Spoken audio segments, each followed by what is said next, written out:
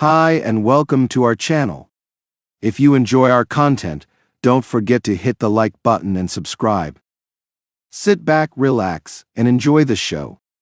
The Star by Herbert George Wells.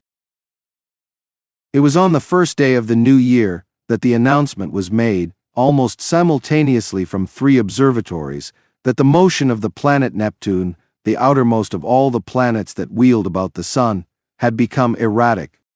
Ogilvy had already called attention to a suspected retardation in its velocity in December. Such a piece of news was scarcely calculated to interest the world, the greater portion of whose inhabitants were unaware of the existence of the planet Neptune, nor outside the astronomical profession did the subsequent discovery of a faint remote speck of light in the region of the perturbed planet cause any great excitement. Scientific people, however, found the intelligence remarkable enough, even before it became known that the new body was rapidly growing larger and brighter, that its motion was quite different from the orderly progress of the planets, and that the deflection of Neptune and its satellite was becoming now of an unprecedented kind. Few people without training in science can realize the huge isolation of the solar system. The sun with its specks of planets, its dust of planetoids, and its impalpable comets swims in vacant immensity that almost defeats the imagination. Beyond the orbit of Neptune there is space, vacant so far as human observation has penetrated, without warmth or light or sound, blank emptiness, for 20 billion times a million miles. That is the smallest estimate of the distance to be traversed before the nearest of the stars is attained. And, saving a few comets, more unsubstantial than the thinnest flame, no matter had ever to human knowledge crossed the gulf of space, until early in the 20th century, this wanderer appeared. A vast mass of matter it was, bulky, heavy, rushing without warning out of the black mystery of the sky into the radiance of the sun. By the second day it was clearly visible to any decent instrument as a speck with a barely sensible diameter in the constellation Leo near Regulus. In a little while an opera glass could attain it. On the third day of the new year, the newspaper readers of 2 hemispheres were made aware for the first time of the real importance of this unusual apparition in the heavens. A planetary collision, one London paper headed the news, and proclaimed Duchesne's opinion that this strange new planet would probably collide with Neptune. The leader writers enlarged upon the topic, so that in most of the capitals of the world, on Jan 3, there was an expectation, however vague, of some eminent phenomenon in the sky, and as the night followed the sunset round the globe thousands of men turned their eyes skyward to see the old familiar stars just as they had always been.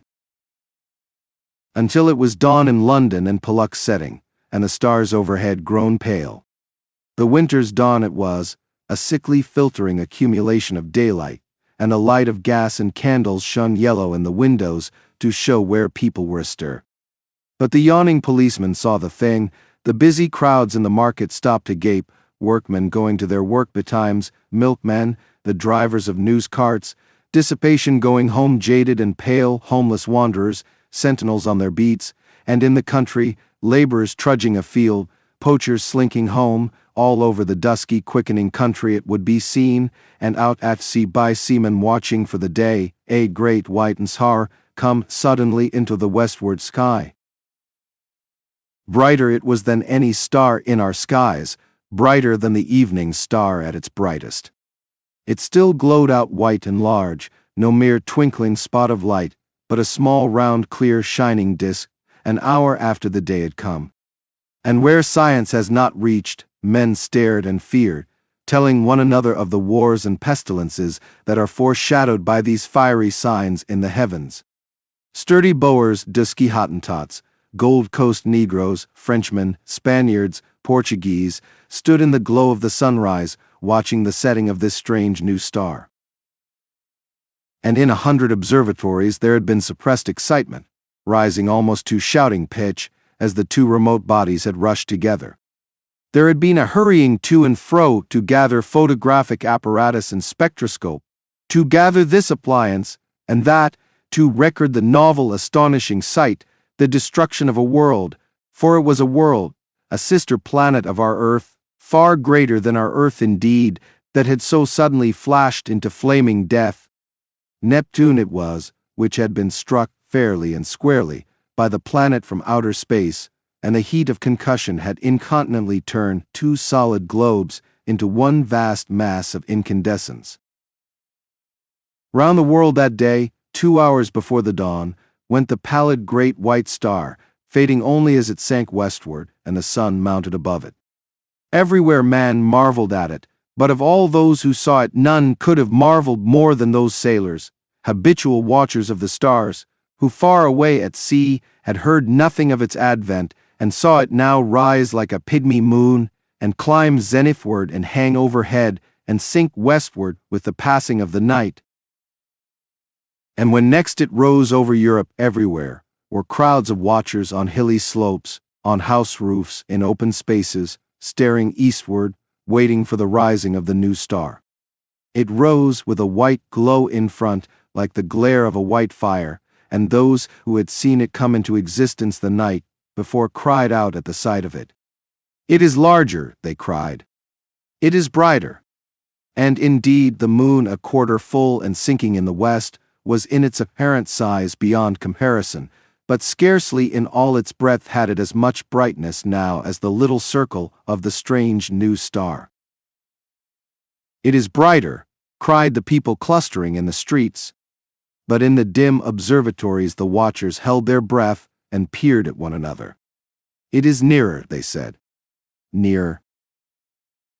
And voice after voice repeated, "It is nearer," and the clicking telegraph took that up, and it trembled along telephone wires, and in 1,000 cities grimy compositors fingered the type. "It is nearer." Men writing in offices, struck with strange realization, flung down their pens. Men talking in 1,000 places suddenly came upon a grotesque possibility in those words, "It is nearer." It hurried along awakening streets. It was shouted down the frost-stilled ways of quiet villages. Men who had read these things from the throbbing tape stood in yellow-lit doorways, shouting the news to the passers-by. "It is nearer." Pretty women, flushed and glittering, heard the news told jestingly between dances, and feigned an intelligent interest they did not feel. Nearer, indeed, how curious, how clever people must be to find out things like that. Lonely tramps faring through the wintry night murmured those words to comfort themselves, looking skyward. It has need to be nearer, for the night's as cold as charity, don't see much warmth from it, if it is nearer, all the same. "What is a new star to me?" cried the weeping woman kneeling beside her dead. The schoolboy, rising early for his examination work, puzzled it out for himself, with the great white star shining broad and bright through the frost flowers of his window. "Centrifugal, centripetal," he said, with his chin on his fist.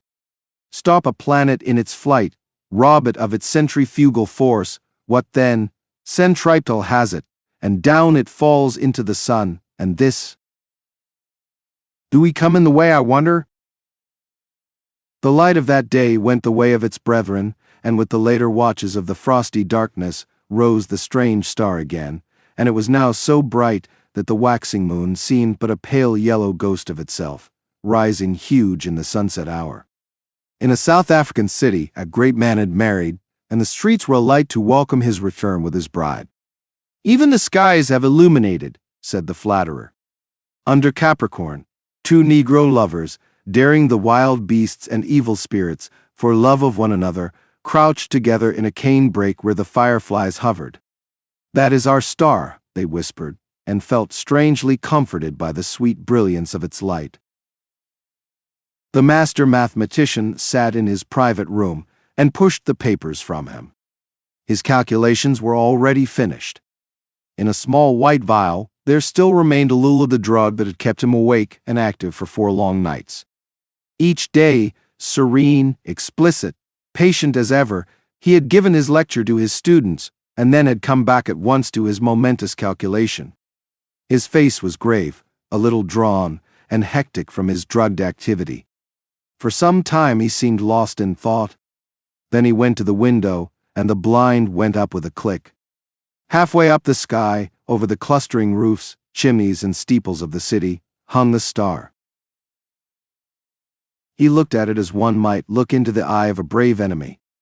"You may kill me," he said after a silence, "but I can hold you and all the universe for that matter. In the grip of this little brain, I would not change even now." He looked at the little vial. "There will be no need for sleep again," he said.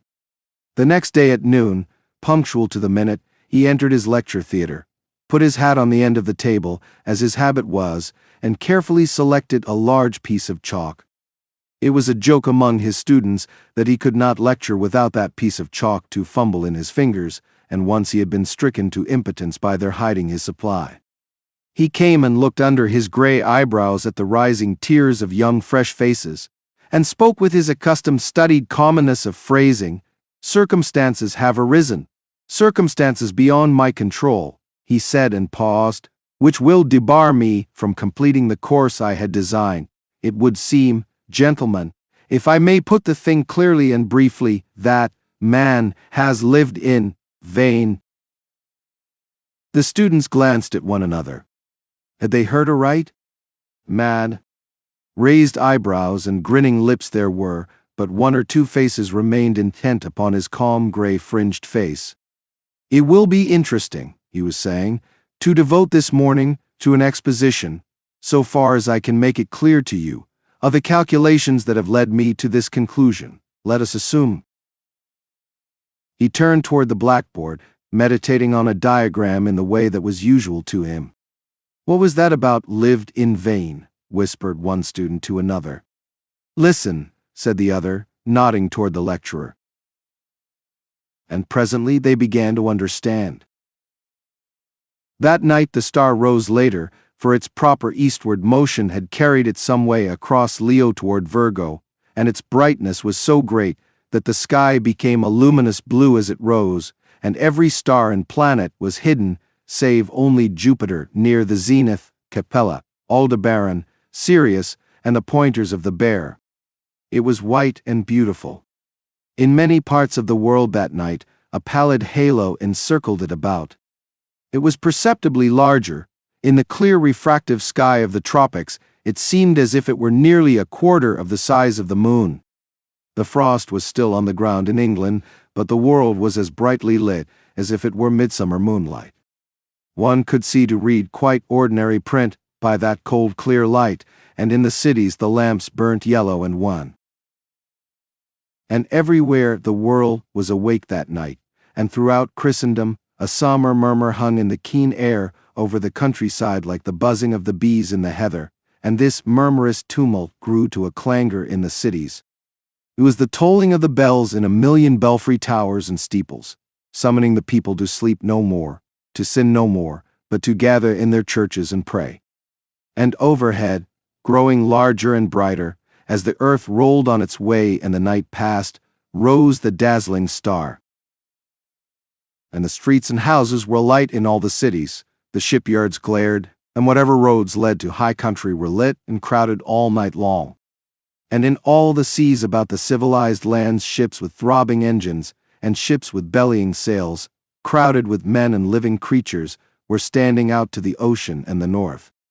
For already the warning of the master mathematician had been telegraphed over the world, and translated into 100 tongues. The new planet and Neptune, locked in a fiery embrace, were whirling headlong, ever faster and faster toward the sun. Already every second, this blazing mass flew 100 miles, and every second its terrific velocity increased. As it flew its course, it must pass 100 million of miles wide of the earth and scarcely affect it. But near its destined path, as yet only slightly perturbed, spun the mighty planet Jupiter and his moon sweeping splendidly around the sun. Every moment now the attraction between the fiery star and the greatest of the planets grew stronger. And the result of that attraction? Inevitably Jupiter would be deflected from its orbit to a new elliptical path, and the burning star, swung by his attraction wide of its sunward rush, would describe a curved path and perhaps collide with and certainly pass close to, our Earth.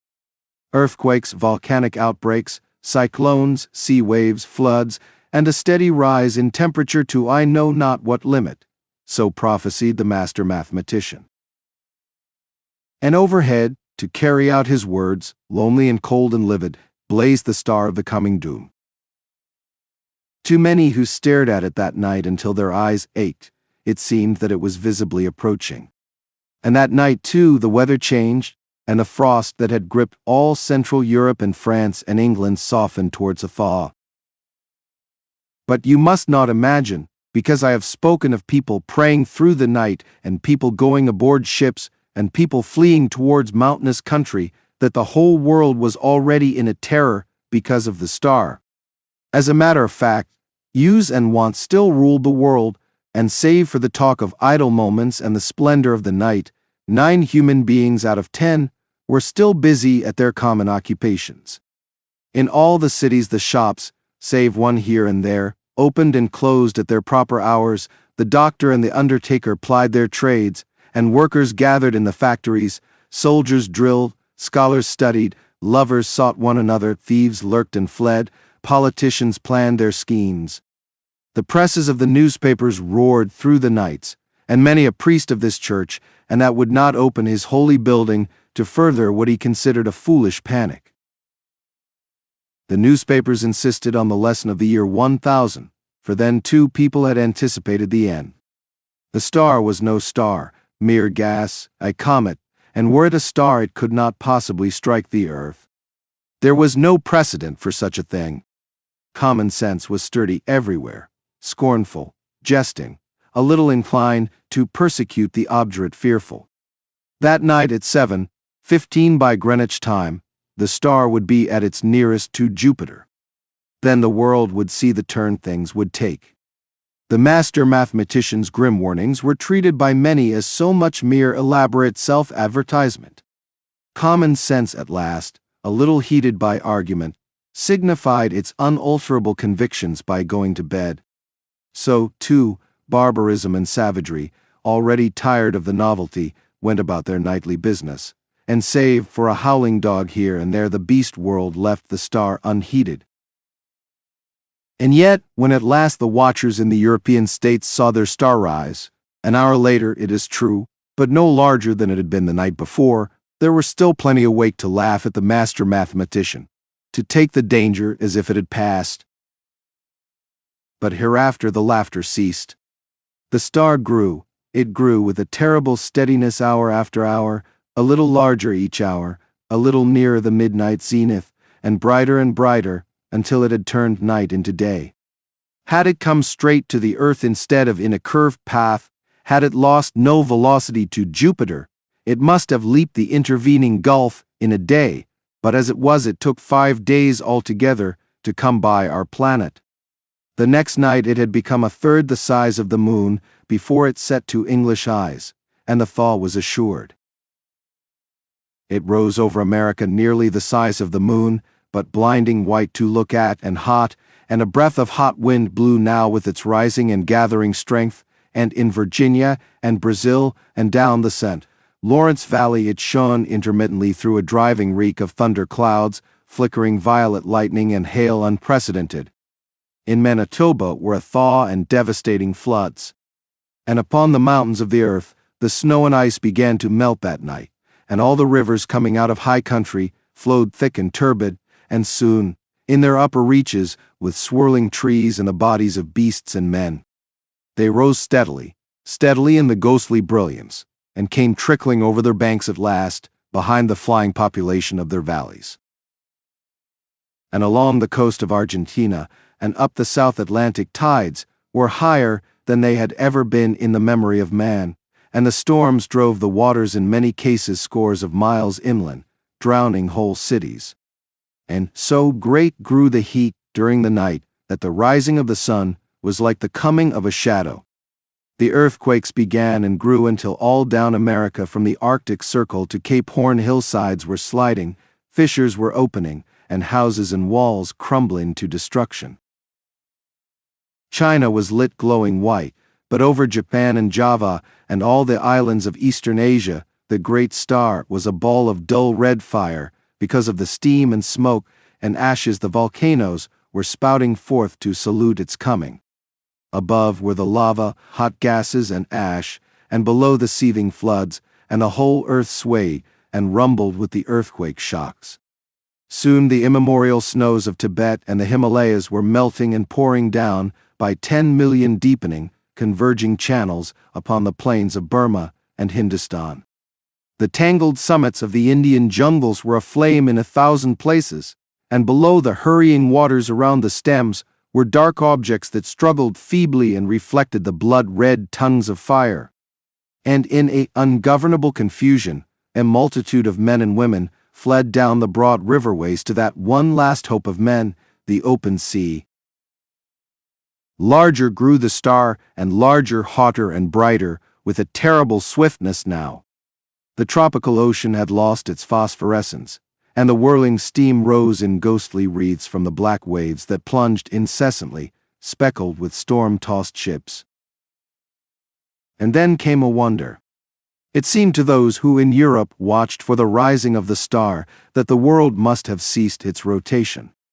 In 1,000 open spaces of down and upland, the people who had fled thither from the floods and the falling houses and sliding slopes of hill watched for that rising in vain. Hour followed hour through a terrible suspense, and the star rose not. Once again men set their eyes upon the old constellations they had counted lost to them forever. In England it was hot and clear overhead, though the ground quivered perpetually, but in the tropics, Sirius and Capella and Aldebaran showed through a veil of steam. And when at last the great star rose, near 10 hours late, the sun rose close upon it, and in the center of its white heart was a disk of black. Over Asia the star had begun to fall behind the movement of the sky, and then suddenly, as it hung over India, its light had been veiled. All the plain of India from the mouth of the Indus to the mouths of the Ganges was a shallow waste of shining water that night, out of which rose temples and palaces, mounds and hills, black with people. Every minaret was a clustering mass of people, who fell one by one into the turbid waters as heat and terror overcame them. The whole land seemed a wailing, and suddenly there swept a shadow across that furnace of despair, and a breath of cold wind, and a gathering of clouds out of the cooling air. Men looked up, nearly blinded, at the star, and saw that black disk creeping across the light. It was the moon, coming between the star and the earth. And even as men cried to God at this respite, out of the east with a strange, inexplicable swiftness sprang the sun. And then star, sun, and moon rushed together across the heavens. So it was that presently, to the European watchers, star and sun rose close upon each other, drove headlong for a space, and then slower, and at last came to rest. Star and sun merged into one glare of flame at the zenith of the sky. The moon no longer eclipsed the star, but was lost to sight in the brilliance of the sky. And though those who were still alive regarded it for the most part with that dull stupidity that hunger, fatigue, heat, and despair engender, there were still men who could perceive the meaning of these signs. Star and earth had been at their nearest, had swung about one another, and the star had passed.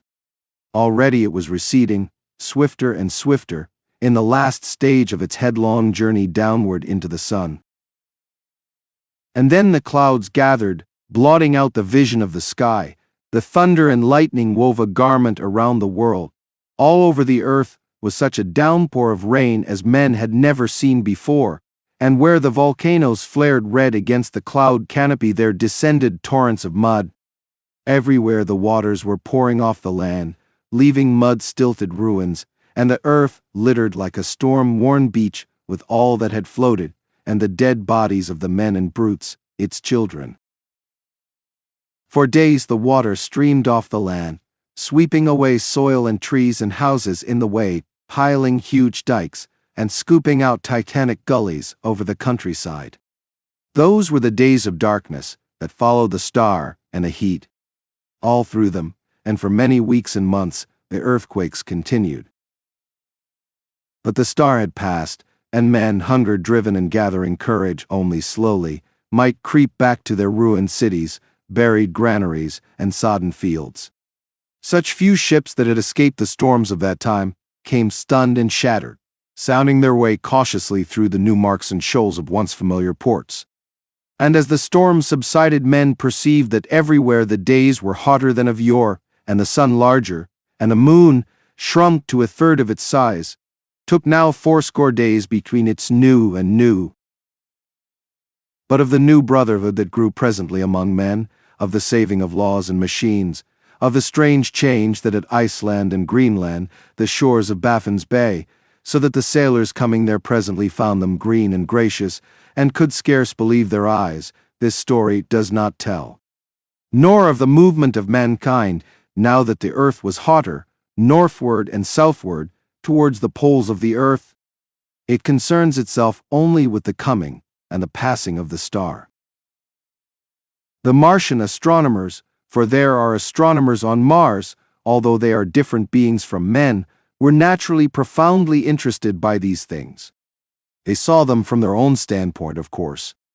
Considering the mass and temperature of the missile that was flung through our solar system into the sun, one wrote, it is astonishing what little damage the Earth, which it missed so narrowly, has sustained. All the familiar continental markings and the masses of the seas remain intact, and indeed the only difference seems to be a shrinkage of the white discoloration supposed to be frozen water around either pole. This only shows how small the vastest human catastrophes may seem at a distance of a few million miles. Thank you for listening. Don't forget to subscribe so you don't miss new releases.